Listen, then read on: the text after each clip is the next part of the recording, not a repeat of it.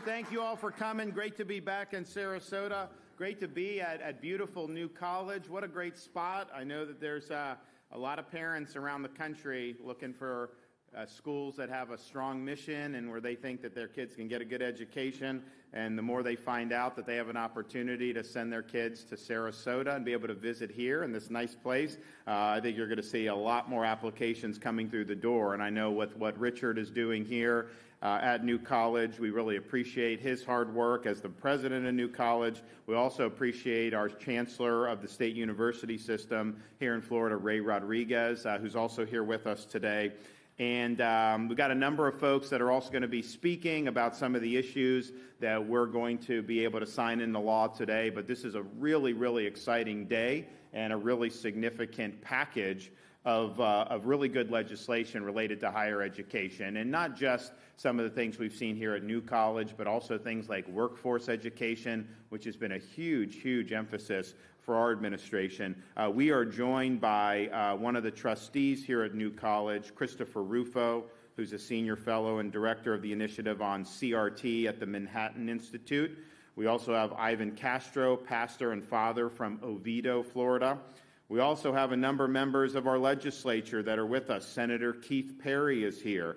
We have Representatives Mello, Roach, McFarland, as well as House Majority Leader Michael Grant. So I want to welcome them, and I want to thank them for all their wonderful work in this legislative session. We're still signing bills. I mean, I feel like I've been doing this for a long time now, but it's a good problem to have because there's a lot of things that have really made a difference, and I think everything we promised we've done, we've delivered on all those promises and even exceeded the promises, and that's the way you want to do it.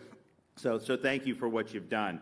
Now, Florida has been ranked #1 in higher education for many years now. You don't always hear that in some of the popular media, but that's just a reality. We are #1 unequivocally of all 50 states for lowest tuition and fees, which is really important because higher education has gone up way too much across the country, particularly private universities. You shouldn't have to mortgage your entire life's future just to be able to obtain higher education, and so we've put our money where our mouth is on that. We're also #2 for 2-year graduation rate and #4 for 4-year graduation rate. We believe in providing a high-quality education, but at an affordable price, and we want degrees and pathways to lead to students being able to do well in their future endeavors. We have not had any tuition increases in the state of Florida for 10 years, and that's the lowest tuition in the country.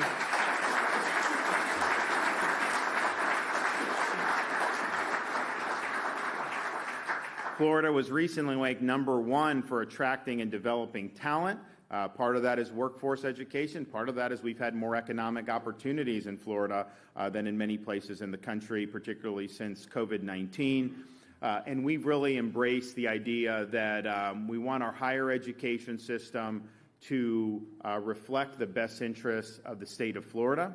It's our view that when the taxpayers are funding these institutions, that we as Floridians and we as taxpayers have every right to insist that they are following a mission that is consistent with the best interests of our people and our state. You don't just get to take taxpayer dollars and do whatever the heck you want to do and think that that's somehow okay. So what we've done last year, probably more than anyone's done in a long time, and we're going to exceed it here today, but last year, Senate Bill 744 provided really significant reforms for higher education. First, the bill dismantled the monopoly accreditation agencies had on the entire higher education system. We are going to be doing different accrediting bodies. We're also working with other states to create some new accrediting bodies. You know, people sometimes wonder, why is the universities doing this, doing that? Seems like they're pursuing more of an agenda than actually trying to just focus on academics. And sometimes that's just a deliberate choice. But sometimes those are choices that are being conditioned based on the accrediting bodies.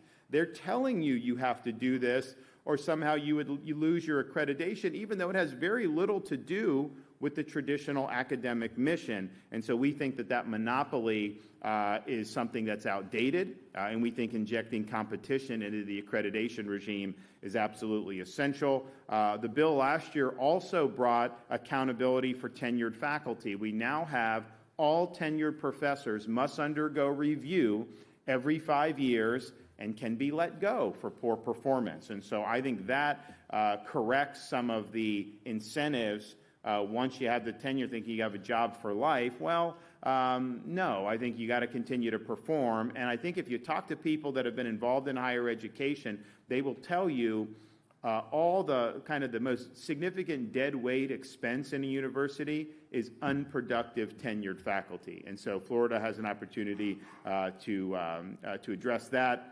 And then we also increase the ability to transition from a state college to a state university. We're proud of our state colleges. We think they're fulfilling an important mission, and we want people to be able to, if they so choose, use that as a springboard into our state university system. So that was a really big deal. That was leading the country in a variety of ways, but we wanted to do more, and so that's what we're here today to talk about and here to bring to fruition.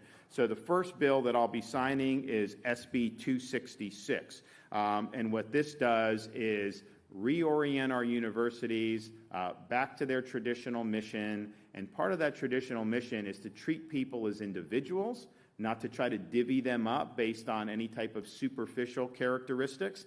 We're going to elevate merit and achievement above identification with certain groups. And in order to do that, we had to look at this new concept, relatively new concept, called diversity, equity, and inclusion. And I didn't know much. I mean, this is something relatively recent. I mean, Chris Ruvo can talk about when this really started to percolate. I think it had probably been there a few years ago, but then kind of the post-BLM rioting and the George Floyd summer of 2020, I think you saw it really take off. And on its face, I mean, when I see diversity, I think like, different viewpoints. Have a robust academic discussion in the university. Isn't that what they're for? In reality, what this concept of DEI has been is to attempt to impose orthodoxy on the university, and not even necessarily in the classroom, but through the administrative apparatus of the university itself, and that manifests itself in a number of different ways, but this has basically been used as a veneer to impose an ideological agenda, and that is wrong. And in fact, if you look at the way this has actually been implemented across the country, DEI is better viewed as standing for discrimination, exclusion, and indoctrination, and that has no place in our public institutions.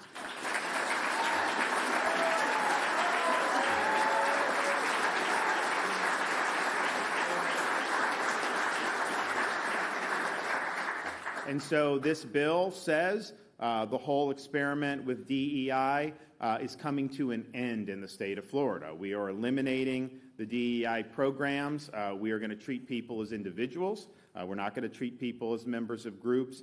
And it's also wrong how this has been implemented. It has been discriminatory, but it's also the fact that the more emphasis you place on something like a DEI, the less time emphasis you do, because of opportunity costs, on recruiting great teachers, on promoting things like STEM courses or other great courses that the students could really learn about from taking. So I think it's been a distraction from the core mission of the university, and I think this is a needed corrective. We're also making a determination in this bill to say, okay, you have tax dollars, even though we put a lot of funding into New College in this current year, and we'll talk a little bit about that, but I mean, we've really shown a commitment to higher education with funding, and that's important. But at the end of the day, you can't be all things to all people. You got to make decisions about what do you want to do. Do you want a medical school somewhere, or do you want something else? And so what this bill is saying is, some of these niche subjects like critical race theory, other types of DEI-infused courses and majors, Florida's getting out of that game. If you want to do things like gender ideology, go to Berkeley, go to some of these other places. That's fine. It's fine. And there's nothing, if that's what you want to do, there's nothing wrong with that per se. But for us, with our tax dollars, we want to focus on the classical mission of what a university is supposed to be. We don't want to be diverted into a lot of these niche subjects that are heavily politicized. We want to focus on the basics. And I think what you've seen as these types of majors and courses, first of all, how employable are you with some of these majors? I mean, really, it's not a good academic choice in terms of being able to be employable. That's one of the reasons I think this whole student loan thing, universities should be on the hook for the student loans. If that were the case, they would make sure that their curriculum was really fit to be productive for the students when they graduated. They wouldn't have the luxury of doing a lot of this stuff if they were on the hook. Instead, they're perfectly happy for someone to go to school for 5 or 6 years, take out huge amounts of loans, get a degree that's not worth the paper it's printed on. The university doesn't suffer. In fact, the university has benefited from that because they've gotten more tuition money. So we need to change those incentives. But as it stands now, we are going to have traditional education. We want courses and majors that have high return on investment. And we think that that's something that's very, very important. What the bill also does is it does not allow accreditation agencies to require our Florida institutions to break state law. And so what happens is these accreditors will say, no, you must have DEI as part of your operating ethos in order to earn accreditation. That's ridiculous. Who elected these people to make such a determination? That is them sitting in a perch, unaccountable to anybody else, trying to impose that on the university system without any ability for us to have a check and balance. And so state law is now just saying, you got to follow the law. Creditor tells you to break the law, you cannot do that. And I think that that's really, really important to ensure that our universities are able to make sound decisions and not be bullied into doing things by some of these ideologically charged accreditation agencies. The bill will also re-empower our university presidents to be the core decision maker at their institutions by prohibiting personnel actions from being appealed beyond the university president. And really, you have a situation, who ultimately runs the university? Is it kind of a cabal of faculty, or is it the president and the board of trustees? We believe that it should be the president and the board of trustees because they're more accountable to the people of Florida, who they're using our tax dollars, and we think that it's easier to be able to make changes if they're failing at their mission. And so presidents can now make direct hires.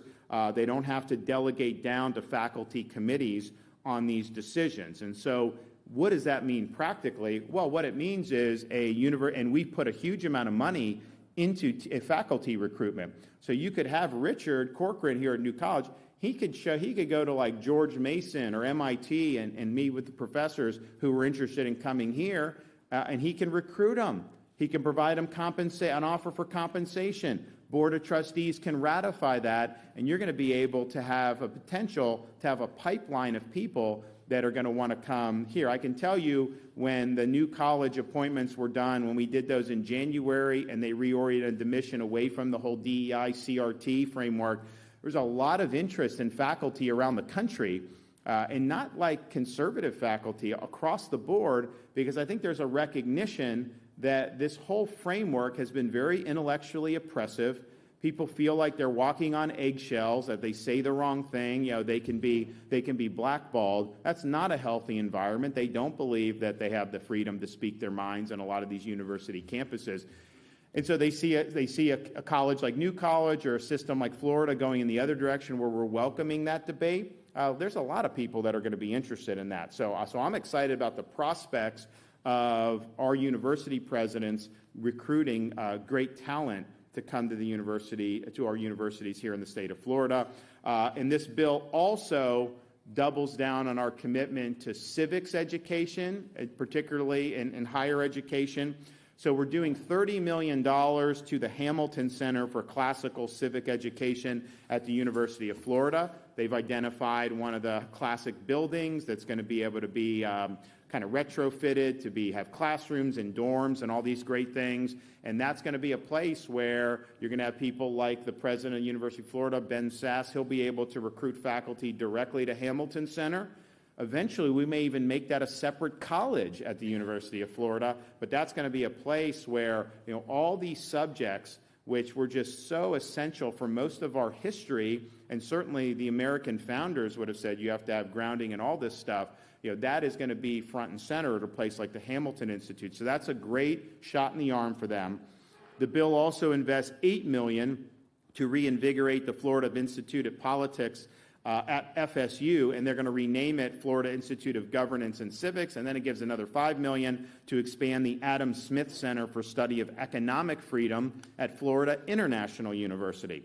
The budget, as I mentioned, the legislature is giving money for faculty recruitment. That's $100 million in this year's budget just to recruit faculty to our institutions, and some of it will go, obviously, new colleges getting a big chunk of that, University of Florida, Florida State, FIU, all these, but just think how empowering that's going to be able to do. Some of these professors that do a really good job, they don't get paid a lot in some of these places, and so I think we're willing to pay for performance, and if you're going to make a difference in our students' academic journeys, then that's something that we think deserves compensation. So people are going to have some options now that's going to be really, really positive. So that's a huge, huge bill to be able to do. And Richard will mention, total amount this year for New College, in addition to what they've gotten in the past, we did $35 million addition for faculty hiring and also for them to do other improvements at the university. I don't think they've ever gotten that infusion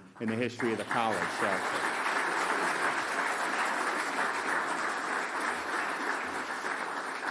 So we are committed to the mission here.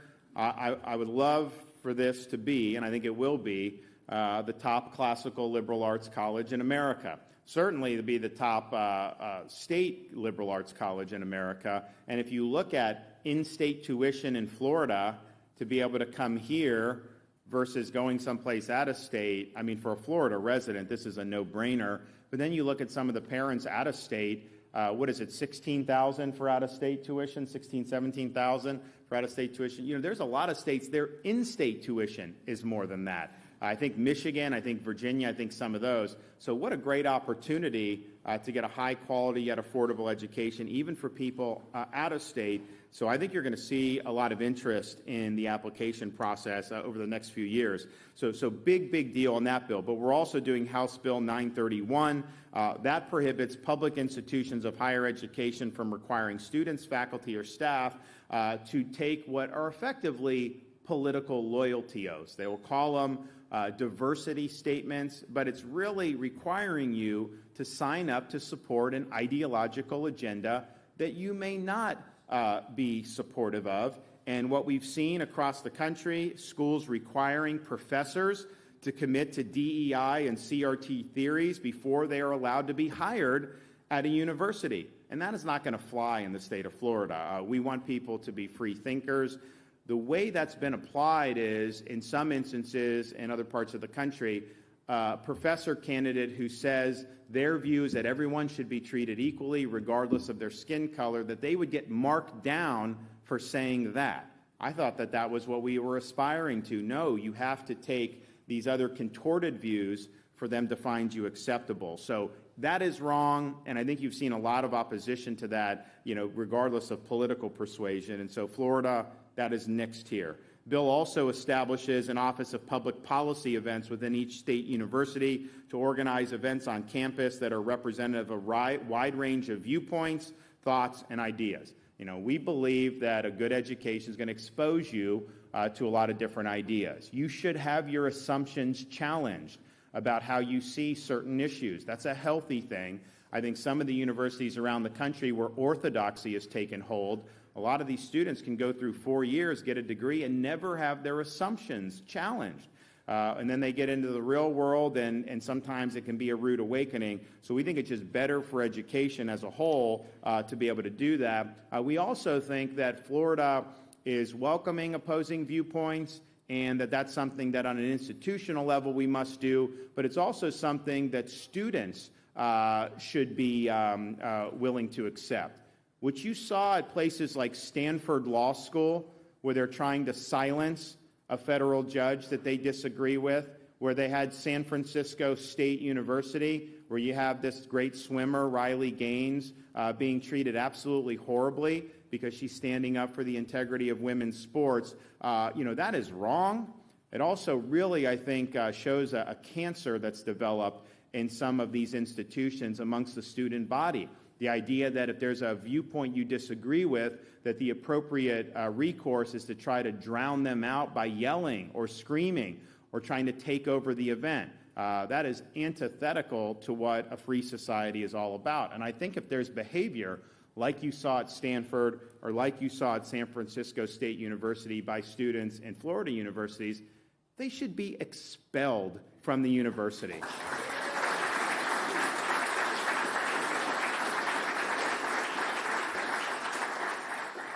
Finally, we're signing Senate Bill 240. This expands access to workforce education programs as well as career and technical education programs in middle school and high school. When I became governor, I said we were in the bottom half of workforce education nationally. I said our goal by 2030 is to be #1. We are well on that way to achieving that because we've put a lot of emphasis on putting our money where our mouth is, making sure there's programs, but also just expressing the truth that a 4-year brick and ivy university is one way you can be successful, but it is not the only way, and for many people, it's not the best way.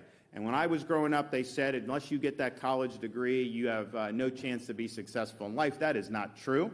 There are a lot of different pathways where people can be very, very successful. Our view is not necessarily to push someone one way or another. We want them to be able to follow the path that they see fit. But what we don't want to do is act like if you're pursuing a technical pathway that somehow you're less worthy than somebody that's going to university. I mean, that's just factually not true. And in fact, I think if you look in Florida, young people that have gone into truck driving, welding, aircraft maintenance, all these different things that require important skills, they make really good money at an early age. Then you look at some of the other students who will go deep into debt, get a degree in things like zombie studies, then they end up in jobs they could have had at a high school. And so who made the better decision there? I don't think you look down on the person that's trying to do technical and career education. I think that that's something that should be lauded. Those are not only good pathways for individual opportunity and success,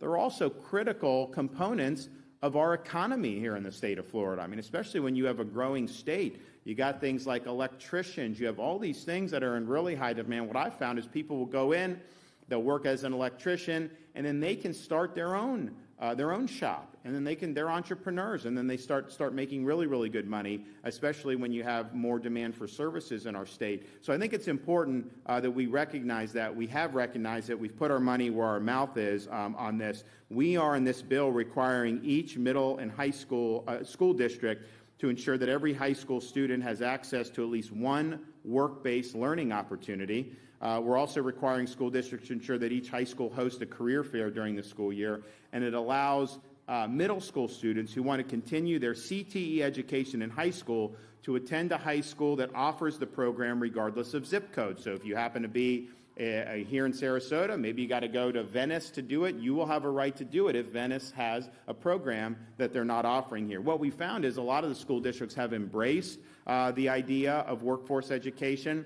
It's not just what's in the classroom, it's also how you link students to job opportunities. So we're supporting apprenticeships in high school where you can actually go and work at places in your community. And guess what? If you show up on time, if you show you're willing to learn, if you have a good attitude, 9 times out of 10, they are going to want to hire you when you get out of high school. So that'll be an option for you. And we have students that do that, have job options, and then they still end up deciding to go to college. That's fine. But at least you had all your bases covered. So this is really, really significant, and we want to continue to do that going forward. So I just want to thank everyone who's been a part of this. I mean, this is a really, really big day for higher education and for education writ large in the state of Florida. I saw some of the protesters out there. I was a little disappointed. I was hoping for more, but, it's all good. It's all good. So before we sign the bills, we're going to hear from some of our speakers, and so we'll start with Ray Rodriguez, our University Chancellor.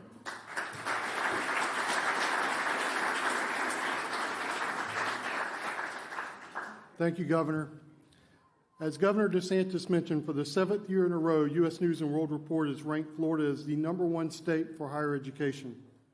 Undergraduate tuition in Florida is now the lowest in the entire country. 75% of our resident undergraduate students have no student loans. Florida universities have received a significant investment in our higher education system from our legislature and our governor. That investment demands accountability, and accountability is what these bills that are going to be signed today provide. The biggest aspect I think we see in these bills is the dismantling of the DEI bureaucracy that has grown up on our campuses. Inherently, there's nothing wrong with the concepts of diversity or equity or inclusion. However, the programs that have been created and their applications have no connection with the common definition of those words. Let me just give you a couple of examples of programs that have initiated in DEI offices across the country and even in the state. As Governor DeSantis mentioned, we have DEI statements that serve as an ideological litmus test to determine whether you can be admitted to be hired at a university, be promoted at a university, and in some cases, receive tenure. A national study found 20% of all academic postings require a DEI statement with the application. These statements serve as a litmus test to weed out those who have diverse thought. Our universities are supposed to be a marketplace of ideas. You do not have a marketplace of ideas when you only have one political thought. You have a monoculture. Creating a monoculture is not diversity. In the name of equity, many DEI departments have developed bias-related incident reporting. These policies provide a mechanism where students may report perceived acts of bias or hate. The accusations may be anonymous. A court in Florida found that these incidents may include acts that are legal, unintentional, and may not rise to the level of a crime, may not rise to the level of a violation of state law, may not rise to a violation of university policy, and may not even be a violation of the student code of conduct. Yet, a student may still be accused, found guilty, and counseled on the restorative steps that they should take. A quasi-judicial proceeding that tramples our right to due process is not equity. And in the name of inclusion, DEI offices across this nation have been scheduling graduation ceremonies which are separated by race. Some have ceremonies for Black students, Hispanic students, Native American students, Asian students, Middle Eastern students. These separate ceremonies are divisive, and they segregate students by their identities instead of uniting them in their common accomplishment, earning a college degree. These ceremonies are called affinity graduation celebrations. In Florida, we recognize that segregating students by race is an affinity. It's called segregation. Many great men and women, like the late Reverend Dr. Martin Luther King Jr. and Harry and Harriet Moore, literally gave their lives in the civil rights struggle to end segregation. No individual paid for by the taxpayers on a higher education campus should be reconstructing segregation, no matter what they call it. Segregation is not inclusion. So as you can see, these programs initiated by these DEI offices do not promote diversity, equity, and inclusion. They don't reflect the values of the free state of Florida. Faculty across the country have stood up to these programs, and when they've stood up to them, they've been attacked, they've been labeled racist, and some of them have even been canceled. It takes courage to take on the DEI industrial complex. In Florida, we have America's governor, Ron DeSantis.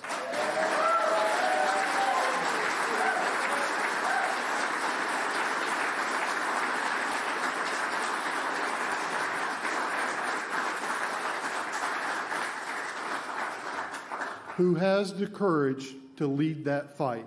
Thank you, Governor. Okay.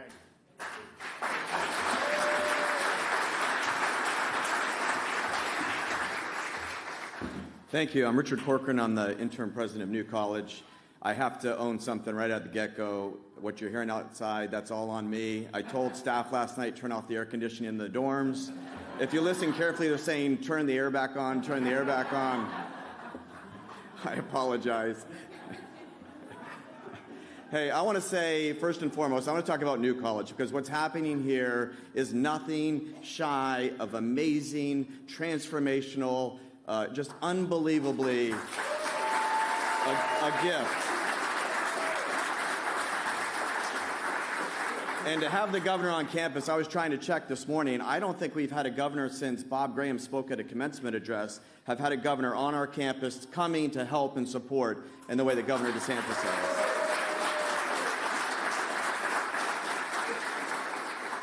But I want to say a sincere thanks. We have members of the legislature, we have the governor. The governor mentioned we got $35 million more this legislative session. They gave us $15 million before the legislative session. That $50 million is more money that New College has ever received from the state as far back as we can see, which is at least 20 plus years combined. Just an amazing amount of money.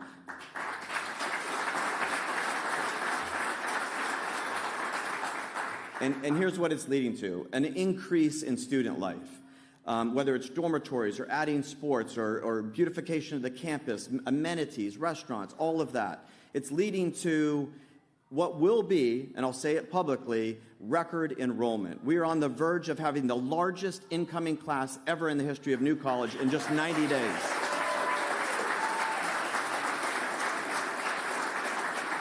It's the addition of world-class faculty. And in the next 3 weeks, you're going to hear some of these world-class faculties. Literally LeBron James of higher ed. I don't know if that's a good analogy or not, but...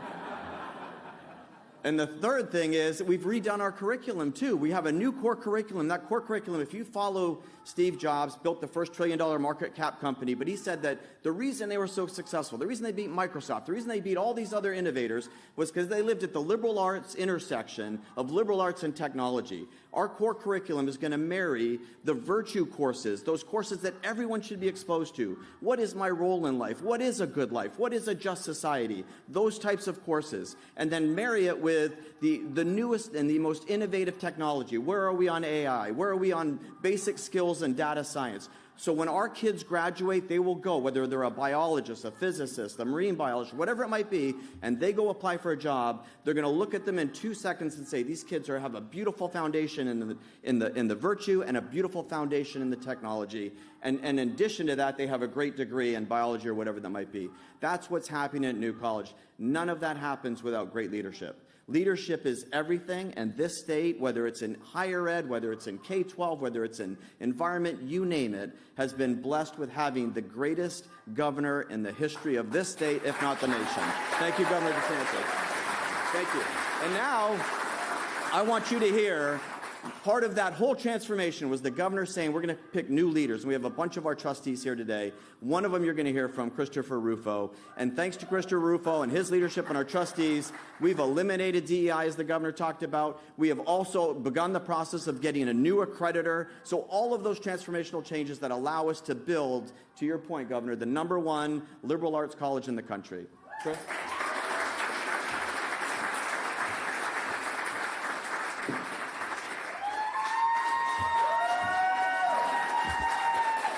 I think we're louder in here than they are out there. All right. I'd just like to say I'm from the Seattle, Washington area. And to me, waking up in the morning and hearing protests is like turning on the coffee machine. And I would say, though, this is kind of kindergarten-level protests. So if they want to learn something, they should come back with me. But in all seriousness, this is the most significant higher education reform in a half century. I'd like to tell you a story of why it's necessary and what it's going to do moving forward. In the late 1960s, the left-wing activists, whom these folks are kind of reinterpreting, maybe doing a reenactment of, they launched what they called the Long March to the Institutions. And the goal was to get entry into the public university system, the public school systems, and treat them as a slush fund for their private political interests. They captured institutions with their ideology. They showed contempt for the voters who were paying their salaries.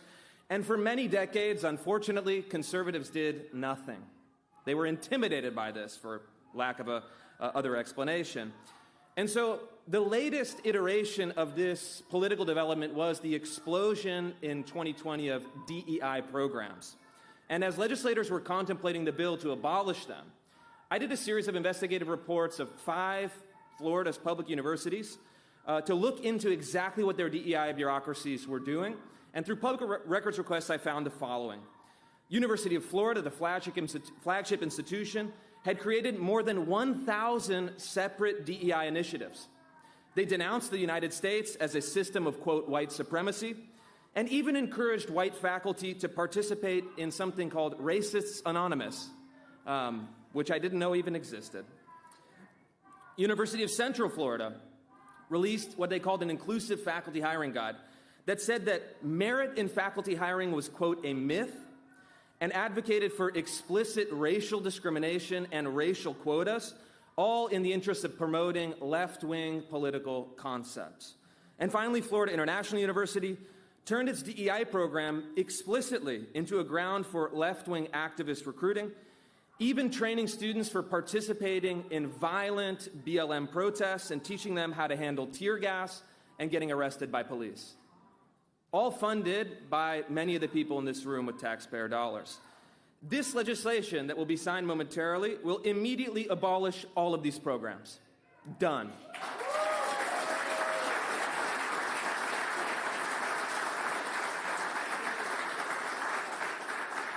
And more importantly, it will put the pursuit of knowledge and truth, not political activism, back to the center of higher education in Florida. And what you'll hear from the media, what you'll hear from maybe the protesters, is that somehow this is destroying democracy. Anyone heard that line of attack? But in fact, they have it exactly backwards. This is about restoring democracy. The basic premise of this legislation is that our public institutions should reflect the values of the public. It's that Florida's farmers and waitresses and truck drivers should not be subsidizing a pure permanent bureaucracy of left-wing activists who hate them and hate their values, but of course are happy to take their money. And that's why the governor decided to take action. That's why he fought for these once-in-a-generation reform, along with legislators, that will also help restore balance back to the universities. And unlike many other politicians, unfortunately, even in very red states, he had the courage to stand up to the special interests, to stand up to the DEI commissars that thought they were running the show, and to stand up to the activist media and fight on behalf of the average voter.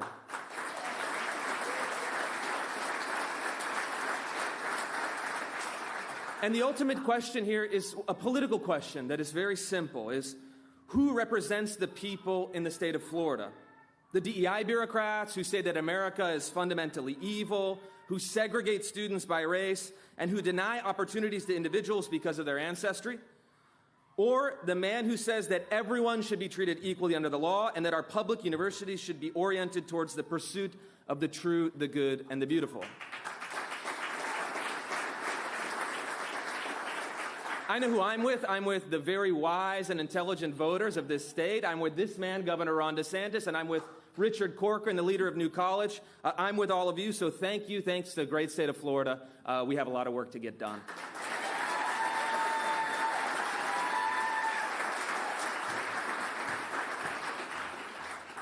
Good morning, everyone. Good morning, Governor. My name is Ivan Castro. I'm a Venezuelan immigrant, and that came to this blessed country in 1990. I just wish these people knew what a country on the left side will be. They probably won't be out there protesting right now. They'll probably be in jail. But as a Venezuelan immigrant that came here in 1990 with $1,200 in his pockets and a bag full of dreams, I'm here today. I'm here with my wife, Betty, my wife of 33 years. And we are the proud parents of 3 amazing daughters. My oldest one, Gabriela, 27 years old. And my second one is Daniela, who is 22 years old. And my third one, Jessica Maldonado, who has been with us since she was 13 years old and is now 21 years old. Thank you once again, Governor, for allowing us to be here.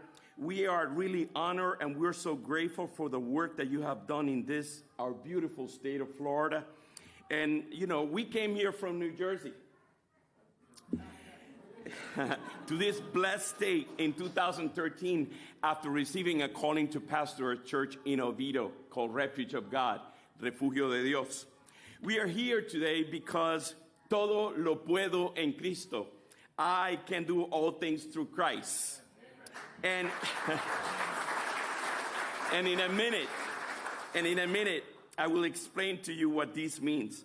As parents, my wife, Betty, and I were committed to incentivizing our children's academic pursuits and achievements. When we relocated to Florida, our eldest daughter, Gabriela, attended Haggerty High School in Oviedo, and through her dedication, volunteer work, she earned a Bright Future Scholarship to attend UCF.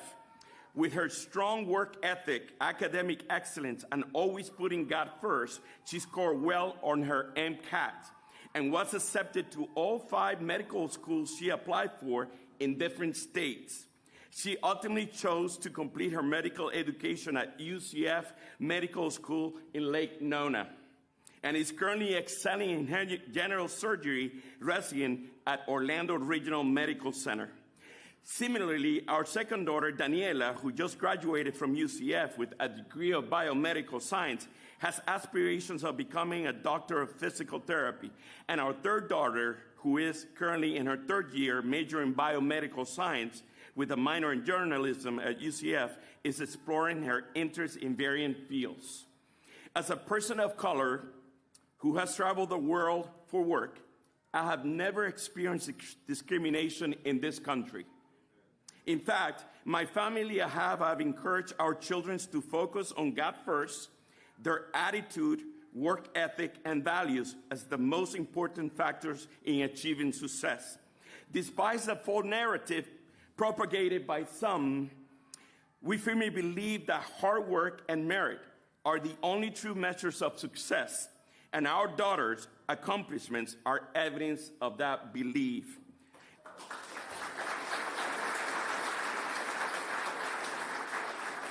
As Hispanic women, my daughters are a testament to the endless opportunities available in this state when hard work, dedication, and perseverance are present. But as I mentioned to you before, I want to tell you what todo lo puedo en Cristo means. I can do all things through Christ. And I'd like to share with you an excerpt from one of my daughter's medical school essays. She said in that excerpt, todo lo puedo en Cristo. I can do all things through Christ. This is a phrase that my Venezuelan parents constantly reinforced in our home as I grew up. As a young girl, this meant I could achieve anything I put my mind to. It meant anything was possible through Christ. Growing up in this phrase developed an entirely new meaning in my life and eventually became the entire reason I'm pursuing medicine. Now, say it with me. Todo lo puedo en Cristo. I can do all things to Christ. I want to tell you today, don't believe the propaganda the media is pushing on you. We can accomplish anything in this country. It doesn't matter the color of your skin, where you are from, or your social status. With hard work and dedication, anything is possible. And if you trust God, nothing will be able to stop you. Governor, I prayed to God when I was preparing these few words. This is the first time in my life doing this, so I kind of feel like the new kid in the block. But I pray and I ask God to give me a word for you. And it says in the book that changed our lives, Proverbs 3, 5, 6. And I think you may be able to use this in the next few months coming. With all your heart, you must trust the Lord and not your own judgment. Always let him lead you, and he will clear the road for you to follow. I believe everything happens for a reason in our lives. Nothing happens by coincidence, but we know this. For those that love God, all things work together for good. Thank you so much, and God bless everyone. Thank you, Governor.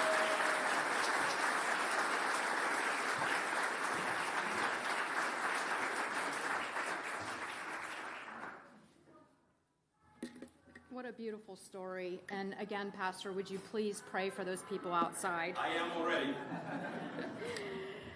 Good morning, everyone. In 2021, the legislature unanimously passed the REACH Act, which was historic legislation to modernize Florida's workforce system. This was a workforce system that for too long was unaccountable to the people it served. June 24th, 2021, Governor DeSantis signed the REACH Act. This was at a time when most states were still on lockdown. Florida's governor was laser focused on getting Floridians back to work. The goal of the REACH Act was to increase collaboration between employers, education and training providers, and state agencies to ensure Floridians have the support they need to find purposeful work that will increase economic self-sufficiency. But as with any overhaul and in the spirit of continued collaboration, the legislation makes enhancements and refinements to the REACH Act. Senate Bill 240 will increase the state's efforts to expand work-based learning opportunities, including apprenticeships and pre-apprenticeships. It will make it easier for businesses to work with our schools, colleges, universities, and workforce boards. This legislative session, we have doubled down on the state's commitment to expand work and learn opportunities for Floridians from K-12 through the post-secondary level. I am honored to be part of what I affectionately refer to as Workforce 2.0. I want to thank Speaker Renner for the opportunity to run this legislation and Governor DeSantis for his continued commitment to the needs of Florida students and Florida's workforce system. Thank you very much.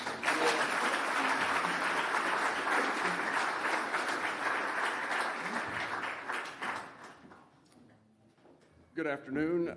Richard, I hope that some of the money that we gave you, you could build some classrooms for your drama students outside. They need to have air conditioning and be inside. So, well, thank you for being here. Thank you, Governor. It's been a year. This is my 13th year in the legislature. I served 6 years in the Florida House, my 7th year. I have one more year. My sentence is almost up, and I'll be able to finish up there. So, but this has been a record year. And you know, passing policy is not easy. My wife here, thank you for being here with me, driving down. You know, she'll see something, she'll go, why don't you do that? And I say, well, we'll try it. But it's difficult. It's hard to do this. But this year, we did more public policy benefiting the state of Florida than any time in my career. And I give that a testament to our governor.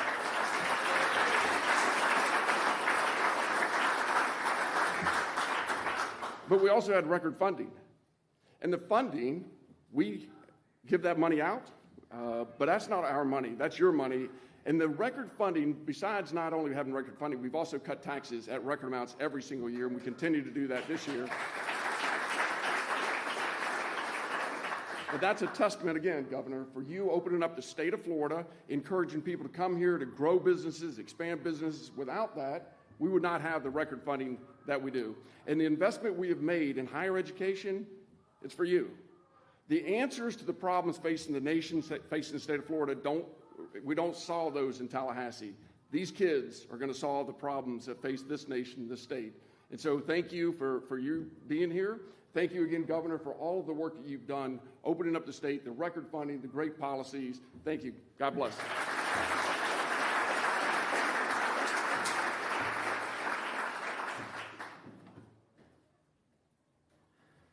Good morning. So one of the things that America's governor is fond of saying is that Florida is where woke goes to die. And I want you to, when you hear what's going on outside, that's what woke sounds like when it dies. The last gasp of a dying movement.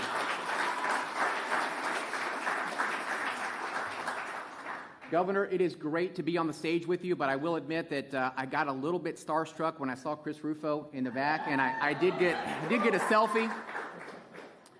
And Chris, I've been reading your work for a long time, and I want you to know, and Speaker President Corcoran to know, you know the governor has your back. But with the $15 million appropriation, I want you to know that the most influential and most powerful branch of government, the Florida legislature, also has your back. We got your back.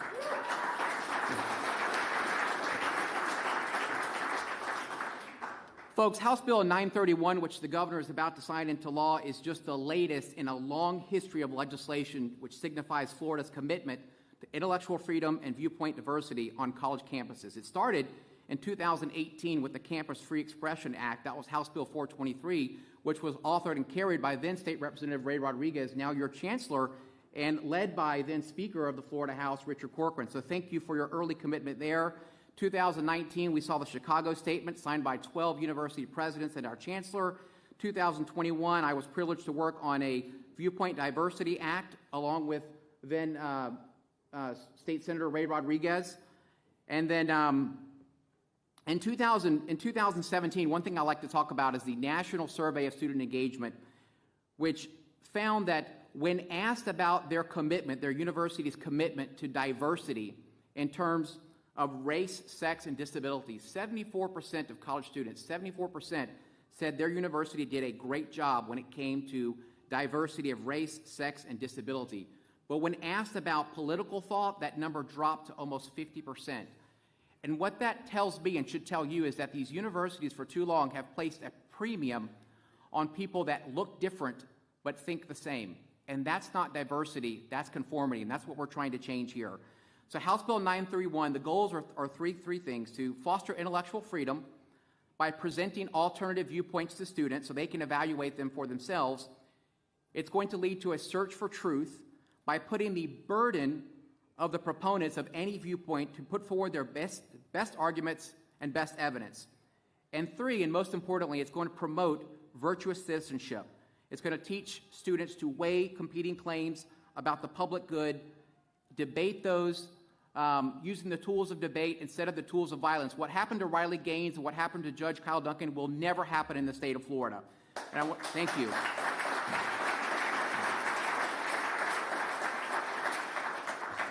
This is a movement that started here in Florida. Florida leads. It's going to spread to the rest of the country. Governor, thank you so much for your leadership. It's a pleasure to be here with you. Thank you.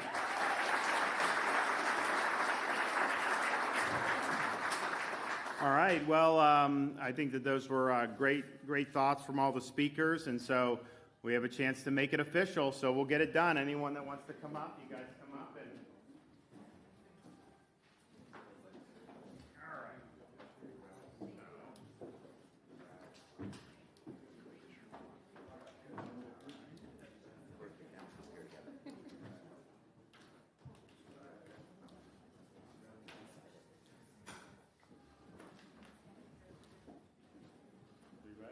Still getting people up? Okay. All right. So the first one, SB 266, very important. The 14th or 15th?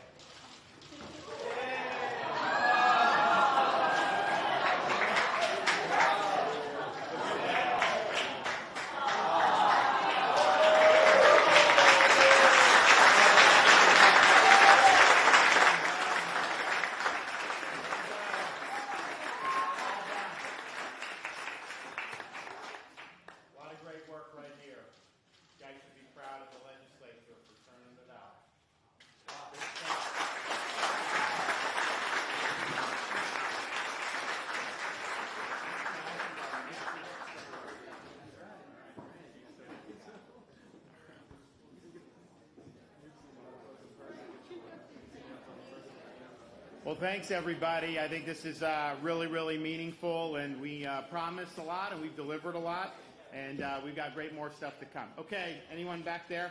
Governor, you said during an event in Iowa over the weekend that the GOP needs to reject a culture of losing. Do you acknowledge that Trump lost and there wasn't all this fraud that he talks about? Well, I look at the last however many election cycles. 2018, we lost the House. We lost the Senate. 2020, Biden becomes president. Or no, excuse me, we lost the Senate in 2020. Biden becomes president and has done a huge amount of damage. Very unpopular in 2022. And we were supposed to have this big red wave. And other than like Florida and Iowa, I didn't see a red wave across this country. And so I think the party has developed a culture of losing. I think that there's not accountability. And I think in Florida, we really showed what it takes to not just win big, and then deliver big. And ultimately, when you're doing all this, what results are you producing for people? That's really what matters. You can sit there and talk about cable news, social media, all these other things that people are fixated on. And for me, it's like, okay, what's that true north? You obviously got to win, otherwise you don't get a ticket to the dance. But once you do that, how are you going to be able to actually bring about big change to make people's lives better? Next, yes.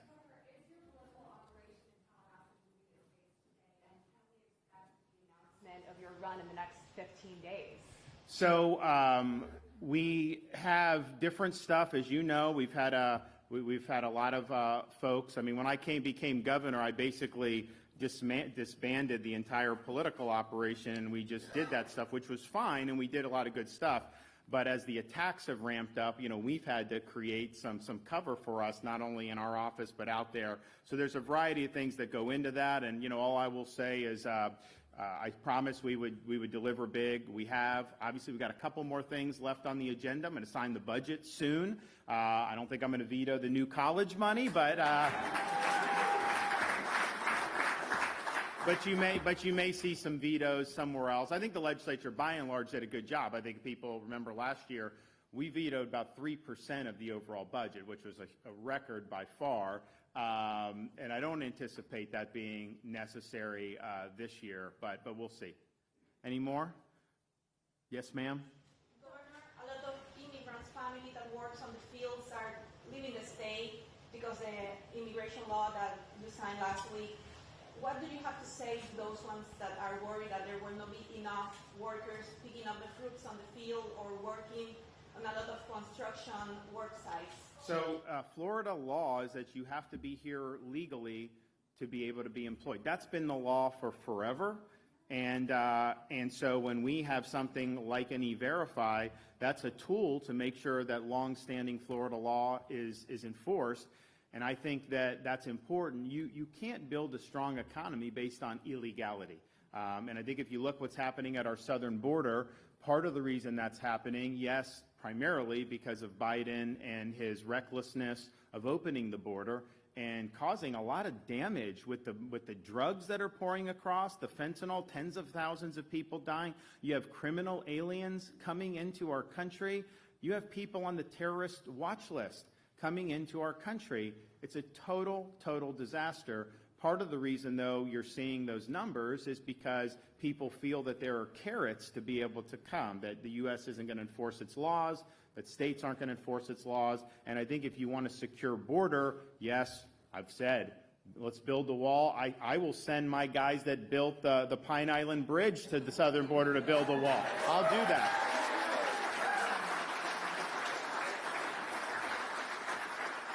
I think it's important. We'll do that.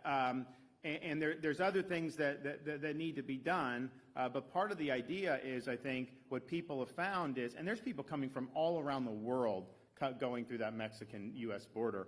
What they've basically been told is, if you come illegally, you're going to get like a piece of paper to come to a court date 3 or 4 years into the future. So then just go into the interior of our country. How is that serving as a deterrent? And so I think in the state of Florida, our laws have been longstanding. They are what they are. And I think that when you're living by that and enforcing that, I think we're stronger as a result. Okay, one more? Yes, sir? Governor Trump said No, right here. This guy right here. Yep. Do Do you have any idea who you're going to replace Nancy Beard with as the Sarasota County Commission? Not yet. We go through kind of a process, and I've got to try to hear from stakeholders. We see who, the applications, and then we make decisions. Because of the legislative session, that had been our priority, making sure all that's gotten, and then now we're processing the budget. So we've kind of put that ahead of some of the decisions on appointments, but some of these decisions on appointments are relatively imminent, and they're not going to take too much longer. Thank you, everybody. God bless. Appreciate it.